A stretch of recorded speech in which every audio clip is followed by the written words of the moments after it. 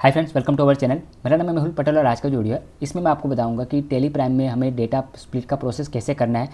Data split हमें क्यों करना होता है कि जब भी हम लोग नया ईयर स्टार्ट करते हैं तो जो हमारा पुराने ईयर के डेटा है जैसे कि 23-24 का डेटा है उसको और जो करंट ईयर का मेरा डेटा है उस दोनों को अलग करना है, मतलब दो अलग अलग कंपनी की स्प्लिट करनी है।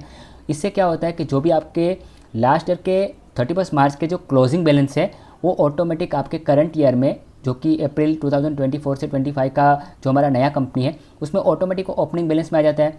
उसमें आपके सारे पार्टी के लेजर ओपनिंग बैलेंस, जो भी आपके एसेट वगैरह है उसका ओपनिंग बैलेंस है, और इसके अलावा जो आइटम स्टॉक माइटर है उसका भी ओपनिंग बैलेंस है। ये सारा का सारा ओपनिंग में आ जाता है और जो भी आपका क्लोजिंग वैल्यू है सेम चीज़ आपको वो ओपनिंग में दिखाता है। इसलिए हम लोग वो डेटा स्प्लिट करते हैं, हमें नया कंपनी क्रिएट करने की ज़रूरत नहीं होती है।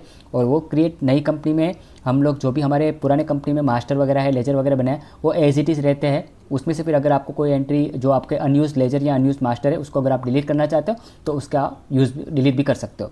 तो डेटा स्प्लिट करने के लिए आपको जाना होता है डेटा में, डेटा स्प्लिट डेटा, और यहाँ पे आपको मुझे 1/4/2024 से मुझे एक नई कंपनी अलग करनी है तो मैं यहाँ पे 1/4/2024 दूंगा। अगर मेरे 5-6 साल के डेटा है और उसको मुझे अलग अलग ईयर वाइज करना है तो पर्टिकुलर जिस दिन से आपको स्प्लिट करना है, जैसे कि मुझे 1/4/2023 से स्प्लिट करना है तो वो मैं डेट सेट करूँगा तो उससे एक नया कंपनी क्रिएट होगा। और मैं चाहता हूँ कि मुझे 1/4/2024 से करना है करंट ईयर के लिए, तो मैं यहाँ पे 1/4/2024 रखूँगा। तो आप यहाँ पे देख सकते हो कि यहाँ पे नेम ऑफ फर्स्ट कंपनी जिसमें आपको 1/4/2021 रहेगा। ये मेरा जो डेटा स्टार्ट हुआ था 1/4/2021 से स्टार्ट हुआ था, तो एक कंपनी रहेगा जिसमें मेरा डेटा रहेगा 1/4/21 से 31 मार्च 2024। और सेकंड जो मेरा न्यू कंपनी बनेगा उसमें 1/4/2024 से मेरा एक नया कंपनी क्रिएट होगा। तो इसके बाद आपको यहाँ पे यस करना है तो ये प्रोसेस स्टार्ट हो जाएगा। और ये प्रोसेस कंप्लीट होने में टाइम डिपेंड करता है आपके number of transaction, number of master के ऊपर डिपेंड करता है कि आपने डेटा के अंदर कितने ट्रांजेक्शन किए। और ये प्रोसेस करने के टाइम पे आपको एक चीज़ खास ध्यान में रखना है कि लेन वगैरह में आपके जो भी सिस्टम टेली यूज़ कर रहे हैं उसका सबका ये पर्टिकुलर कंपनी में ट्रांजेक्शन ओपन नहीं होना चाहिए, डेटा कंपनी ओपन नहीं होना चाहिए। अगर आपको काम हो रहा है तो उसको आपको बंद करके ही आपको ये प्रोसेस करनी है।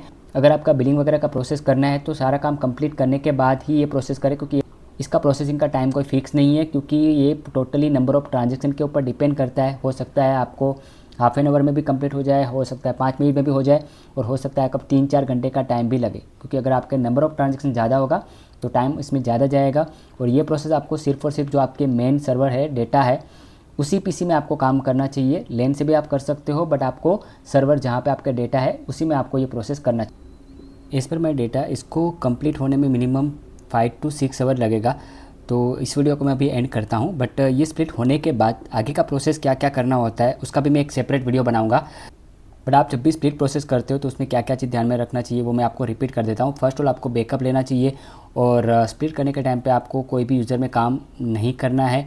और जब भी आपका फ्री टाइम हो आपको कोई दूसरा बिलिंग वगैरह का प्रोसेस नहीं करना है, उसी टाइम पे आपको स्प्लिट का प्रोसेस करना है, क्योंकि इसमें टाइम बहुत ही लगता है। और ये जो आप स्प्लिट का प्रोसेस करोगे वो आपको सर्वर जहाँ पे आपका मेन डेटा है उसी सिस्टम में आपको करना चाहिए। तो दोस्तों बस इस वीडियो में इतना ही, और आगे वीडियो बनाऊंगा उसमें मैं आपको स्प्लिट होने के बाद क्या क्या आपको सेटअप करना है, कंपनी में अल्ट्रेशन वगैरह करना है, उसका भी मैं आपको डिटेल वीडियो के साथ बताऊँगा। Thank you so much.